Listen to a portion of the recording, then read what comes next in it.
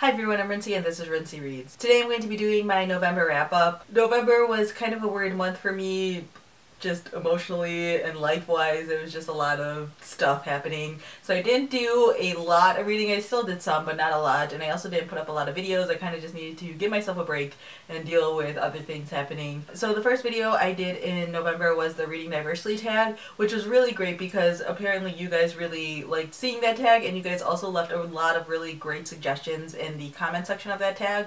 So if you haven't seen that video, or if you're looking for book recommendations from around the world, definitely check out that video and definitely check out that comment section. Then I did a couple of videos for the 24 and 48 readathon. I did a TBR-ish video where I just talked about a bunch of books that could potentially have been read during that weekend, and then I actually did a vlog over the course of the weekend talking about what I read and when I read it, and you guys seem to really like the vlog style thing, especially for a readathon. So I think in the future when I do other readathons I might utilize that and do another vlog type thing. And then last week I did the Secret Diary of a YouTuber tag.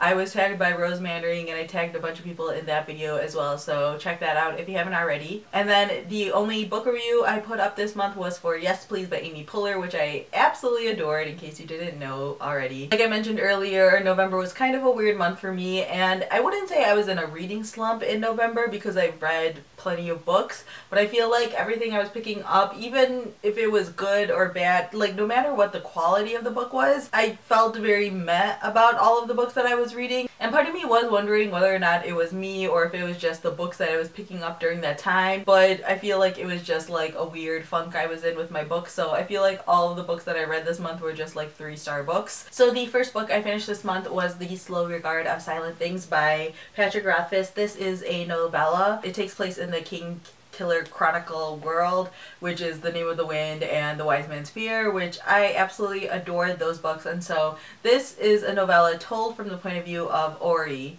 or Ari, not completely sure how you're supposed to pronounce it. I wasn't planning on picking up this book right away, but then I saw Patrick Rothfuss was actually coming to Chicago, so I ended up going to see him, and I also got my book signed, which was very nice. I don't even know if you can see that because he wrote it in pen and not marker. But yeah, this was a really interesting novella to read. I think after seeing him live and seeing him talk about it a little bit, and even with the introduction that he has in this book is way different than The Name of the Wind and The Wise Man's Fear. The style is very different. Those books are told by quote through quote's point of view, and this is 100% Ori, and Ori is this person who has like OCD tendencies, and some people might even say she falls on the autism spectrum, but her point of view is way different, and it took some time to get used to the writing style. It took a little bit of time to get used to the perspective because it is so different, and I feel like it's different from a lot of books out there, period. So I feel like that threw me off a little bit, but I still really enjoyed this book because I loved Ori as a character and I liked seeing her perspective, and I liked the information that we found out about who she is, because she is a very mysterious character in the novels,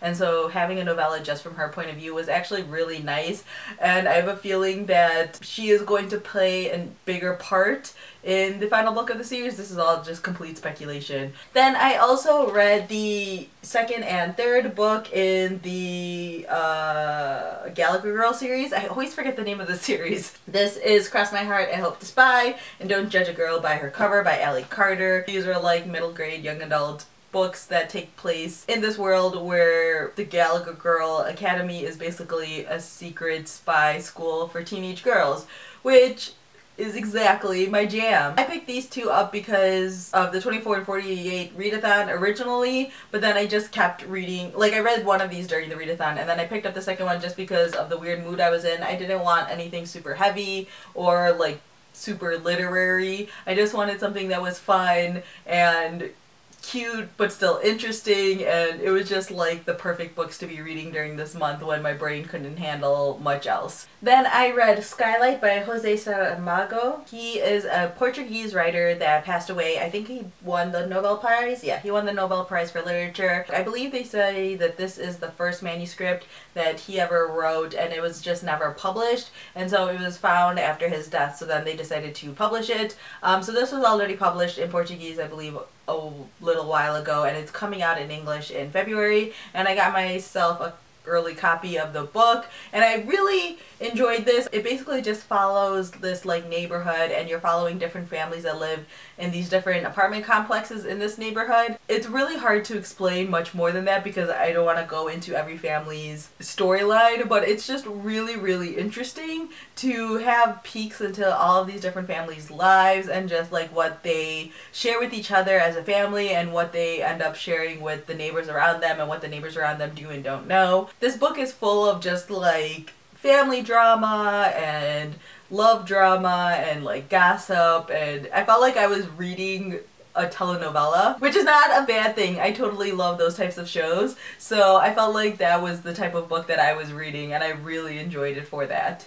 Then I read Redeployment by Phil Clay. This was nominated for the National Book Award and actually won the prize for the National Book Award in fiction. This is basically a collection of short stories that follow different soldiers who served during the Iraq War. It was really good, really interesting. I'm not a huge short story person, but I thought that a lot of this was just really strong. I believe this is also his debut novel or debut book, which is really impressive. A lot of people are comparing this book to The Things They Carried, and I like The Things They Carried like way more. Like that book blew my mind when I read it in high school, but there are definitely some comparisons to be made between that book and Redeployment. So I feel like if you like that book, you will like this book. You may not like it as much, but you will like it. In terms of what I'm currently reading, I'm still working my way through What We All Long For by Diane Brand.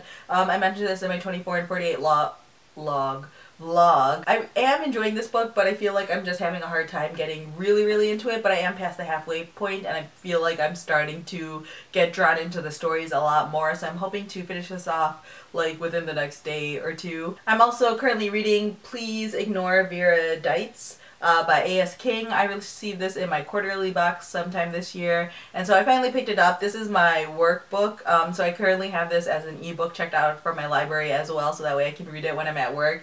This is like the perfect workbook because the chapters are all pretty short and the writing's pretty easy, so it's easy to like flip through a chapter when I have random downtime because my computer freezes constantly, so whenever that happens I just like pull up my Kindle app on my phone, read a chapter, and then go back to work hoping that my computer is unfrozen at that point. So yeah, I'm just slowly working my way through this. I'm about a third of the way through at the moment. And then I'm also reading All the Light We Cannot See by Anthony Doerr. This was also nominated for a National Book Award, and this is a kind of a big book. It's over 500 pages, but this is also a book that has really short chapters, so that makes it really easy to just like fly through the book. Like I read through like 200 pages of this in one day just because it was really easy to fly through the book. But this is due back at the library tomorrow, so I have to finish this tonight. So you guys can follow me on Goodreads if you're interested in knowing my thoughts immediately on this book. Right now I'm liking it, but I'm not super in love with it. Again, I'm not sure if that's me or if it's the book,